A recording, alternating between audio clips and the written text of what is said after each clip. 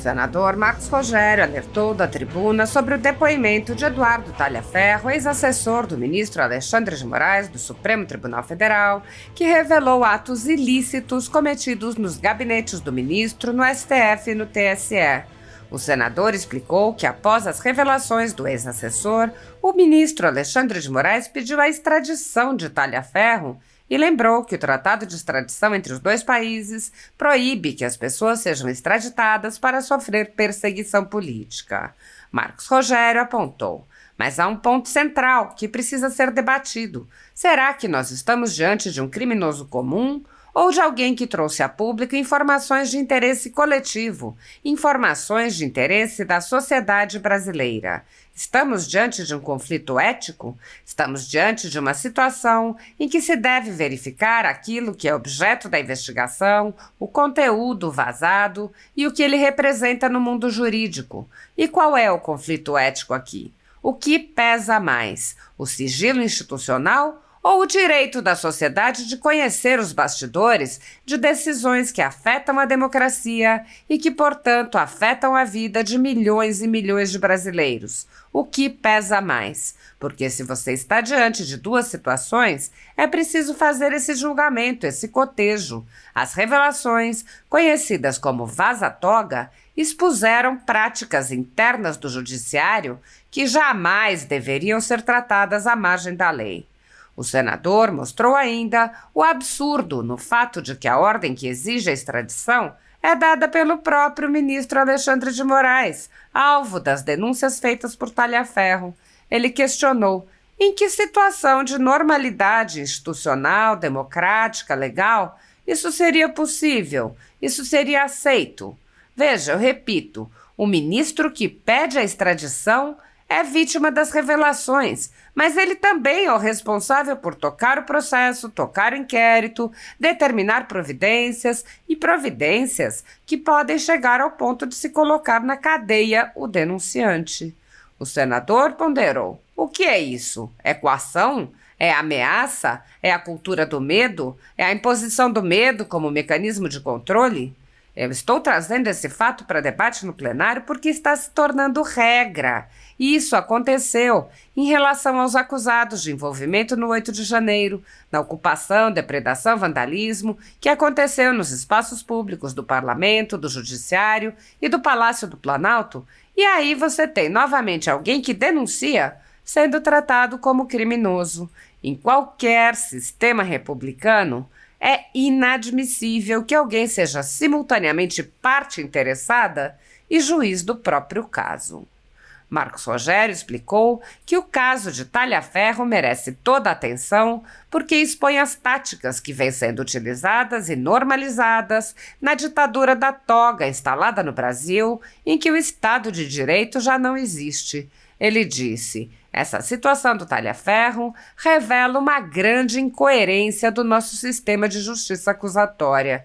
Enquanto se pede a extradição de um homem acusado de repassar informações de interesse público, assistimos a vazamentos de conversas privadas entre o pastor Silas Malafaia e a família Bolsonaro, diálogos pessoais sem qualquer caráter público ou institucional que foram expostos sem autorização judicial, em flagrante violação da intimidade e da legalidade. Ora, por que, em um caso, a lei é usada para perseguir ou para reprimir e, em outro, o silêncio das instituições encobre os abusos? O senador declarou: não se pode permitir, não se pode aceitar com naturalidade que um magistrado, e especialmente um que compõe a mais alta corte de justiça do país, se valha de um expediente de exceção para invalidar a norma constitucional. Marcos Rogério comparou: quando interessa, o vazamento é permitido. Quando atinge adversários, o vazamento é normal e tolerado. Mas quando expõe o próprio sistema, aí o vazamento é crime. Nós estamos diante de uma situação que é absurda. Isso não é justiça, isso é seletividade, isso é quebra do sistema acusatório. É a prática dos 2 pesos e 2 medidas, e essa incoerência destrói a confiança no judiciário. O senador alertou: Não é prática das democracias usar a cultura do medo como mecanismo de controle. O medo como mecanismo de controle é instrumento das ditaduras, não das democracias. E o que me parece muito claro, muito evidente no Brasil ultimamente, é a busca incessante de se implantar no Brasil a cultura do medo, ora pela condução de processos por vias impróprias, extravasando os limites do devido processo legal, ora com a aplicação de penas desproporcionais, penas exageradas, imputação de crimes inexistentes e com a chancela da mais alta corte, o que é ainda mais grave porque aqui você não tem a possibilidade de revisão em nenhuma outra instância. Marcos Rogério mencionou ainda o julgamento do ex-presidente Jair Bolsonaro por um tribunal de exceção e disse: enquanto nós tivermos a Constituição como baliza, como norte, ainda temos ou ainda teremos esperança. Mas, quando identificamos, vemos, observamos que essa Constituição é usada quando interessa, mas descartada quando não interessa, aí nós estamos diante de uma situação de uma gravidade sem parâmetros para a história do Brasil. Ou nós obedecemos à nossa Constituição e observamos o devido processo legal como instrumento do Estado Democrático de Direito, ou nós estamos perdidos e o Brasil vai de mal a pior. A ditadura da toga segue firme. O Brasil tem hoje presos políticos, tribunais de exceção e jornais parlamentares e influenciadores censurados. Em um inquérito administrativo no Tribunal Superior Eleitoral, o ministro Luiz Felipe Salomão, ex-corregedor do TSE, mandou confiscar a renda de sites e canais conservadores, como a Folha Política, com o aplauso e o respaldo dos ministros Luiz Roberto Barroso, Alexandre de Moraes e Edson Fachin. Todos os rendimentos de mais de 20 meses de trabalho do jornal estão sendo retidos sem justificativa jurídica. Anteriormente, a Folha Política teve sua sede invadida e todos os seus equipamentos apreendidos a mando do ministro Alexandre de Moraes. Mesmo assim, a equipe continuou trabalhando como sempre, de domingo a domingo, dia ou noite, para trazer informação sobre os três poderes e romper a espiral do silêncio imposta pela velha imprensa, levando informação de qualidade para todos os cidadãos e defendendo os valores, as pessoas e os fatos excluídos pelo mainstream, como o conservadorismo e as propostas de cidadãos e políticos de direita. Se você apoia o trabalho da Folha Política e pode ajudar a manter sua estrutura, cumprir seus compromissos financeiros e pagar seus colaboradores, doe qualquer valor à empresa Raposo Fernandes por meio do Pix, cujo QR Code está visível na tela, ou por meio do código ajude@folhapolitica.org. Caso não utilize Pix, há a opção de transferência bancária para a conta da empresa Raposo Fernandes, disponível na descrição deste vídeo e no comentário fixado no topo. Há mais de 10 anos, a Folha Política vem mostrando fatos da política brasileira, cobrindo eventos dos três poderes e dando voz a pessoas que o cartel midiático do país não quer mostrar. Pix ajude@folhapolitica.org. Assista. Senhor presidente, senador Eduardo Girão, senhoras e senhores senadores, os que nos acompanham pelo sistema de comunicação do Senado Federal, também faço uma saudação àqueles que nos visitam na tarde dessa segunda-feira. Senhor presidente, o tema que me traz à tribuna hoje é novamente essa escalada de crise que o Brasil está vivendo e que envolve especialmente o nosso judiciário brasileiro. E aqui quero chamar a atenção para a extradição, pedido de extradição desse ex-servidor, ex-funcionário do Tribunal Superior Eleitoral. O Brasil acompanha com atenção o caso envolvendo o ex-assessor Eduardo Tagliaferro e o ministro Alexandre de Moraes. Recentemente, o ministro solicitou ao Ministério da Justiça e ao Itamaraty a extradição de Tagliaferro, hoje residente na Itália, sob a acusação de ter repassado à imprensa conteúdos de conversas privadas e documentos considerados sigilosos. Aliás, essa semana, Tagliaferro deve prestar depoimento numa comissão aqui do Senado Federal. Amanhã, terça-feira, vai participar de uma audiência pública do Senado Federal tratando desse assunto e demonstrando ali evidências sobre aquilo que ele denunciou.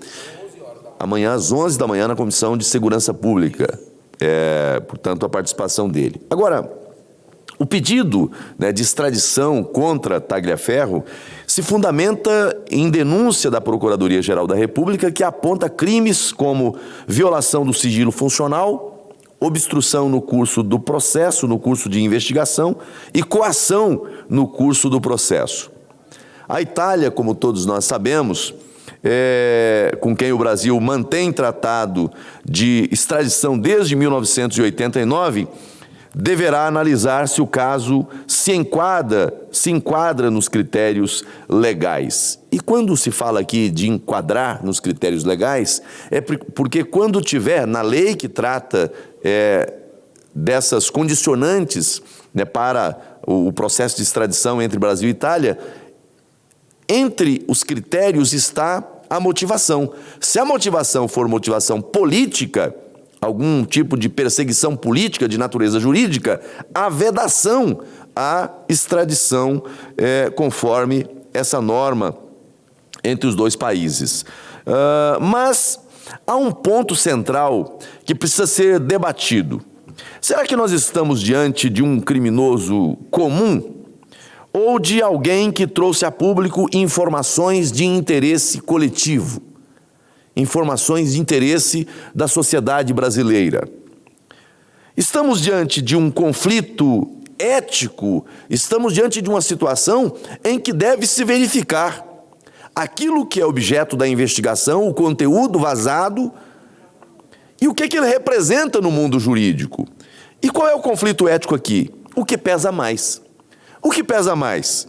O sigilo institucional ou o direito da sociedade de conhecer os bastidores de decisões que afetam a democracia e que, portanto, afeta a vida de milhões e milhões de brasileiros? O que pesa mais? Porque se você está diante de duas situações, é preciso fazer esse julgamento, esse cotejo. As revelações conhecidas como vaza-toga expuseram práticas internas do judiciário que jamais deveriam ser tratadas à margem da lei. Isso é um fato, que não apenas aqui da tribuna do Senado Federal, vez ou outra um parlamentar denuncia, mas que a mídia nacional, o noticiário brasileiro, a imprensa brasileira denunciou. E aqui, ao invés de olhar para os fatos e de se verificar a veracidade e a gravidade daquilo que está sendo denunciado, não. Procura-se um mensageiro para enquadrar, ameaçar e punir. E aí eu pergunto, onde é que está a base legal disso dentro de um Estado democrático de direito? Dentro do devido processo legal? E nesse ponto surge a grande controvérsia, né? O ministro Alexandre de Moraes, nesse caso, além de vítima direta das revelações, é também o responsável direto pelo pedido de extradição e pela condução do processo. E aí, o primeiro questionamento, trata-se de um vazamento criminoso ou trata-se de uma denúncia de fatos relevantes e que a sociedade merece saber, porque ofende o devido processo legal? Porque há ali caminhos que não são caminhos do direito. E o outro ponto, aquele que está a denunciar e que está, ao mesmo tempo que denuncia, também processando e agora determinando a extradição, é vítima. Mas em que situação de normalidade institucional, democrática, legal, isso seria possível? Isso seria aceito. Veja, eu repito, o ministro que pede a extradição é vítima das revelações, mas ele também é o responsável por tocar o processo, tocar o inquérito, determinar providências, e providências que podem chegar ao ponto de colocar na cadeia o denunciante. E não menos grave do que isso, está o pedido de extradição. Vem cá, convenhamos, qual é o pano de fundo da extradição nesse momento? É uma extradição apenas para trazer para o Brasil, olha, esse ex-servidor tem que voltar para o Brasil, porque o Brasil é um país maravilhoso, tem praias maravilhosas, tem cidades maravilhosas, e melhor do que ficar na Itália é ficar no Brasil? É isso? Não. Quer trazer para o Brasil porque quer colocar na cadeia, porque quer determinar uma prisão preventiva. E o que é isso? É coação? É ameaça? É a cultura do medo? É a imposição do medo como mecanismo de controle? Veja, senhor presidente, eu estou trazendo esse fato para debate no plenário porque está se tornando regra. Isso aconteceu em relação aos acusados de envolvimento no 8 de janeiro, na ocupação, depredação, vandalismo que aconteceu nos espaços públicos do Parlamento, do Judiciário e do Palácio do Planalto. E aí você tem, novamente, alguém que denuncia sendo tratado como criminoso. Em qualquer sistema republicano, é inadmissível que alguém que seja simultaneamente parte interessada e juiz do próprio caso. Aliás, o Código de Processo do Brasil, Código de Processo Civil, o Código de Processo Penal, da mesma forma, ele vai deixar claro esse impedimento. O juiz que tem interesse na causa, ou o cônjuge, ele não pode participar do processo. Isso é um princípio basilar do direito. Então, agora, ao mesmo tempo, é importante indagar. O uso da extradição, nesse caso, seria um tipo de perseguição ao denunciante? Isso não afastaria denunciantes? E aí eu estou trazendo uma advertência, porque o que se faz agora a esse ex-servidor do tribunal, a esse ex-assessor, é também uma mensagem a qualquer denunciante. E aí você tem aqui o Estado, através de um dos seus braços, o Poder Judiciário, dizendo claramente, olha, a depender de quem denuncia, o Estado que deveria proteger o denunciante para apurar o conteúdo que trouxe a público, esse Estado vai inverter. Ao invés de olhar para os fatos, ele vai olhar para o denunciante, para desqualificá-lo ou para trancafiá-lo nas grades. E aí eu pergunto, isso não afastaria denunciantes, jornalistas ou cidadãos que se disponham a revelar irregularidades na administração pública? E, sobretudo, aqui advirto, no judiciário?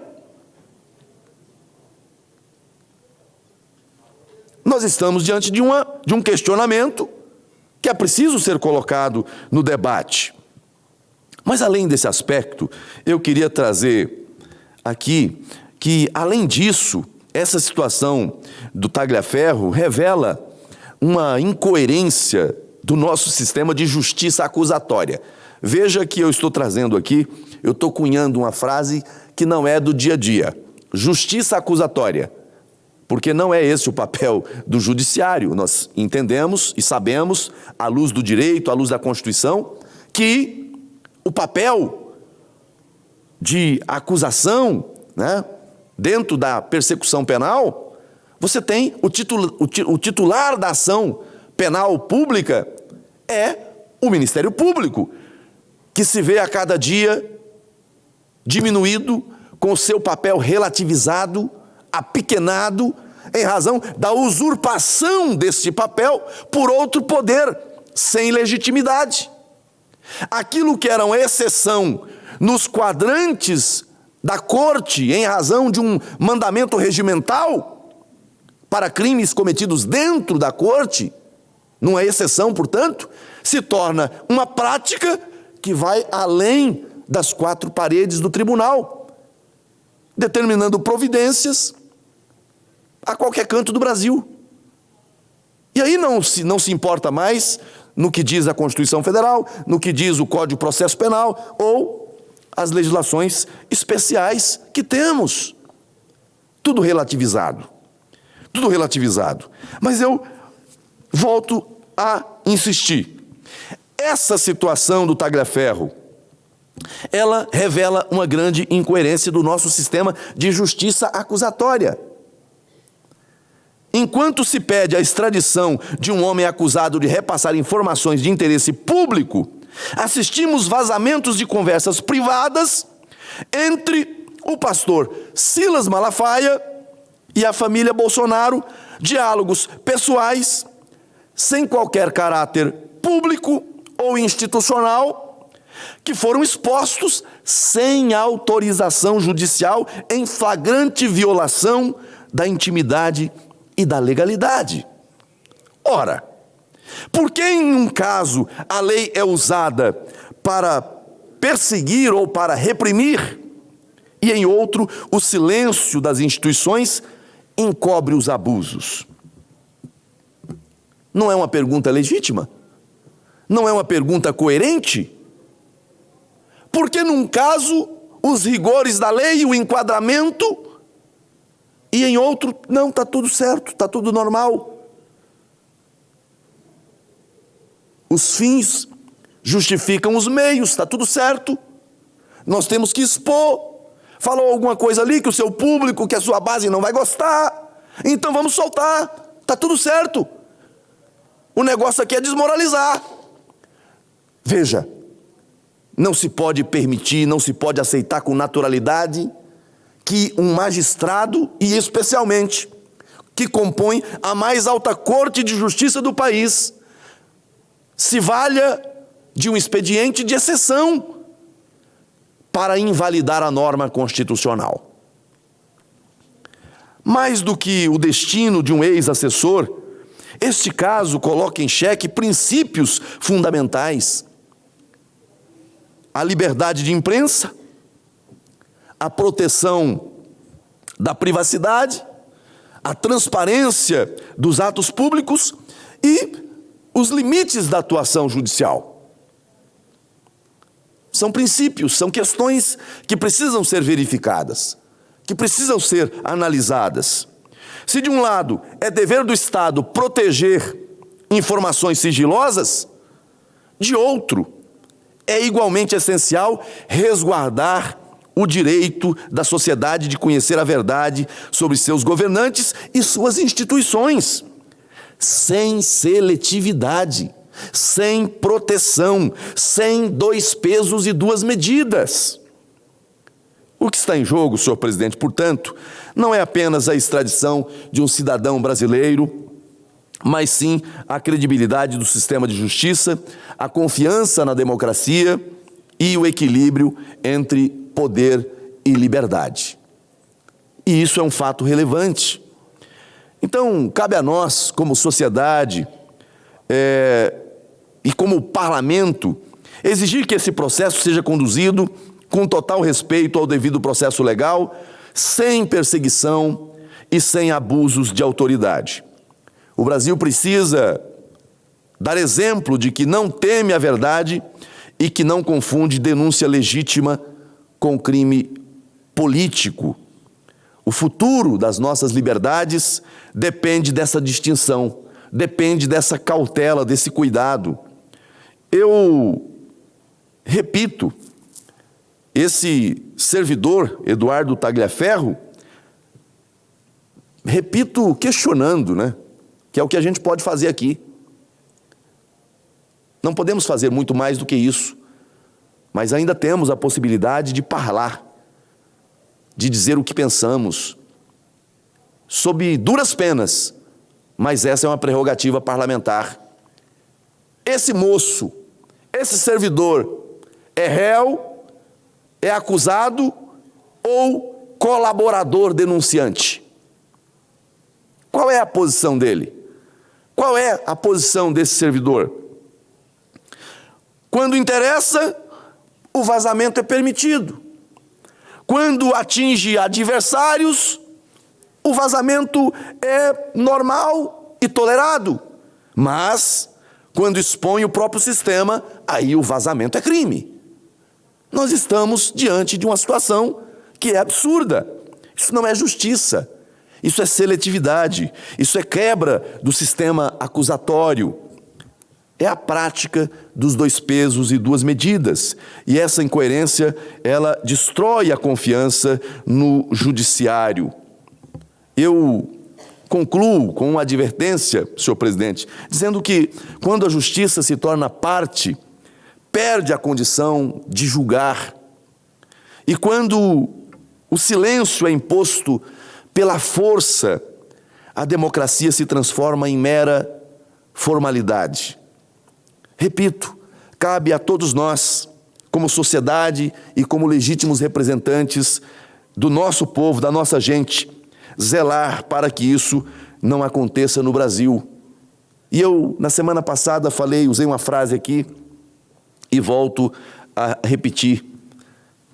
Não é prática das democracias usar a cultura do medo como mecanismo de controle. O medo, como mecanismo de controle, é instrumento das ditaduras, não das democracias. E o que me parece muito claro, muito evidente no Brasil ultimamente, é a busca incessante de implantar no Brasil a cultura do medo. Ora, pela condução de processos por vias impróprias, extravasando os limites do devido processo legal, ora, com a aplicação de penas desproporcionais, penas exageradas, imputação de crimes inexistentes e com a chancela da mais alta corte. O que é ainda mais grave, porque aqui você não tem a possibilidade de revisão em nenhuma outra instância. Então, eu faço essas advertências. Nós vamos ter essa semana o início de um julgamento emblemático. Eu vou voltar a esse assunto na tribuna do Senado Federal, trazendo aqui algumas advertências. E o que está acontecendo hoje no Brasil é algo que vai, no curso da história, nos cobrar um preço muito caro, muito alto, do Brasil e dos brasileiros. Por isso, todo o cuidado, toda a cautela, toda a prudência em momento grave como esse que nós estamos atravessando, exige de todos, daqueles que estão com a caneta de julgador e daqueles que estão na trincheira da política, a compreensão da complexidade de tudo e, sobretudo, de que, acima de todos nós, está o Brasil, estão os brasileiros e, sobre todos nós, a nos vincular, está o livrinho da capa verde, a nossa Constituição Federal. E enquanto nós tivermos a Constituição como baliza, como norte, ainda temos ou ainda teremos esperança. Mas quando identificamos, vemos, observamos que essa Constituição é usada quando interessa, mas descartada quando não interessa, aí nós estamos diante de uma situação de uma gravidade sem parâmetros para a história do Brasil. Ou nós obedecemos a nossa Constituição e observamos o devido processo legal como instrumento do Estado democrático de direito, ou nós estamos perdidos e o Brasil vai de mal a pior. Deus abençoe o nosso Brasil. Muito obrigado, senhor presidente. Amém, senador, meu amigo Marcos Rogério, do estado de Rondônia, um belíssimo pronunciamento. E eu até tomo a liberdade de lhe complementar, o senhor foi muito... Aliás, não precisa nem complementar, só fazer uma ratificação do que você falou. Quer dizer que essa história do Eduardo Tagliaferro, denúncias gravíssimas que ele faz, expondo o regime que a gente vive, a turma vai atrás do mensageiro. E esquece a mensagem. É isso. Que é altamente delicada e que precisa de uma explicação. Então, essa sua belíssimo discurso aqui, ele traz esse questionamento de um Estado de exceção que a gente viu, um Estado vingador no Brasil. E que mensagem se passa para os brasileiros e para o público lá fora, né? As justiças do mundo inteiro que vê esse tipo de coisa. O senhor gostaria de complementar? Não, senhor presidente, apenas para agradecer Vossa Excelência e dizer, e Vossa Excelência tem razão, o Brasil está sendo observado pela comunidade internacional, é a credibilidade do Brasil que está em xeque nesse momento. Né? Quando não se respeita, repito, o devido processo legal, e você tem condenações, prisões, especialmente prisões cautelares, baseadas não naquilo que está no processo, mas naquilo que se determinou fosse verificado em grupo de WhatsApp. E eu estou falando isso aqui que é parte da denúncia que foi apresentada pelo ex-assessor Tagliaferro. E aí deixa de se dar atenção para a denúncia que foi feita, que é grave, que aponta para uma violação legal, para algo que no passado nós tivemos, no caso da Lava Jato, a anulação de todo o processo por situações muito menos graves do que essas identificadas e denunciadas no curso desse processo do 8 de janeiro. Mas lá, a anulação porque o julgamento se deu na 13ª Vara da Justiça Federal de Curitiba. Lá, a apuração era do crime de corrupção, desvios de bilhões e bilhões de reais, com acusados que confessaram os crimes, estavam devolvendo dinheiro e haviam entregues àqueles que se favoreceram do esquema. Mesmo assim, tudo foi anulado. Agora, a denúncia é feita de que, no curso dessas investigações, aconteceram procedimentos extra-autos, fora dos autos, combinando aquilo que ia determinar quem era solto, liberado, ou quem seria preso ou mantido em prisão. E não há quem diga que está errado. E aqui, assim, essa denúncia foi feita pela imprensa, e aqui na tribuna do Senado Federal, na Câmara também, se denuncia, se reverbera o tempo todo isso, mas não há, por parte da própria instituição que deveria expurgar, que deveria afastar esse tipo de prática pelos mecanismos de controle que a própria Corte tem, não se verificou até agora nenhuma iniciativa no sentido de afastar a ilegalidade. Quando a ilegalidade é abrigada na Suprema Corte do nosso país, o que nos resta? Aonde depositar esperança? Então é disso, é por isso que eu trouxe esse assunto, porque, repito, se trata de algo extremamente grave e que Vossa Excelência apontou e tem razão, né? O Brasil hoje é observado por democracias mundo afora. A comunidade internacional está a observar. Mas mais do que isso, os brasileiros estão acompanhando atônitos e aflitos todos esses abusos que estão acontecendo no Brasil. Mais uma vez, minha gratidão a Vossa Excelência. Muito obrigado, senador Marcos Rogério. Eu subi à tribuna há pouco tempo atrás e parece que é uma coincidência grande, porque eu falei sobre o mesmo assunto que o senhor tratou, né? E eu inclusive trouxe um dado aqui que a grande imprensa brasileira não parece estar interessado nesse assunto, né? Foi um veículo de comunicação que começou a revelar os twitters file, depois parou, e aí o silêncio é sepulcral, né? Você não vê, isso aí era para estar nas manchetes, né? Essa denúncia do Eduardo Tagliaferro já está na Vaza Toga 5. Um colega nosso, o Espiridião Amin, senador de Santa Catarina, fez uma CPI, nós assinamos, com quase 30 assinaturas, apresentou já. Isso é uma coisa tão grave, mas tão grave que a gente não entende por que não está sendo reverberada na grande mídia. Eu acho que o senhor, inclusive, é jornalista, né? E a gente está vivendo tempos muito estranhos no Brasil com relação ao que é interesse da mídia, o que é interesse do regime que a gente vive hoje. Então, muito preocupante. Nós vamos agora lá para a CPMI do INSS, agora, do roubo dos velhinhos, e me parece que também o interesse da mídia no assunto tão grave de bilhões e bilhões que foram roubados dos aposentados, não me parece também ser interesse, porque vai contra o sistema dominante, né? É uma pena isso. Quero registrar a presença aqui de grupos que têm vindo ao Senado Federal visitar, sejam muito bem-vindos. Sempre, enquanto o senador Marcos Rogério estava falando, uns 2 ou 3 grupos passaram, enquanto o senador Confúcio, enquanto eu, o senador Exalci, não paramos de receber, e é muito positivo isso, brasileiros, estrangeiros que querem conhecer a história da Casa Revisora da República, do Congresso Nacional Brasileiro. Sejam sempre muito bem-vindos. Inclusive, tem um sitezinho, né? Tem um site, quem quiser agendar, pronto. Você que está nos assistindo, se quiser visitar o Congresso Nacional, basta acessar o site www.congressonacional.leg, tudo junto, .br/visite. Repetindo, www.congressonacional, tudo junto, né? .leg.br/visite.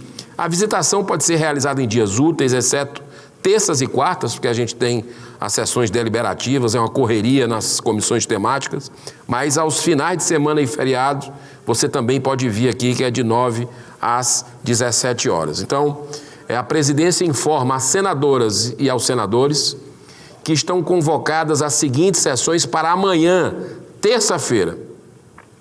Sessão especial semipresencial às 10 horas, destinada a celebrar o aniversário de 89 anos da ABIH, que é a Associação Brasileira da Indústria de Hotéis. E também uma sessão deliberativa ordinária semipresencial às 14 horas, com pauta divulgada pela Secretaria-Geral da Mesa.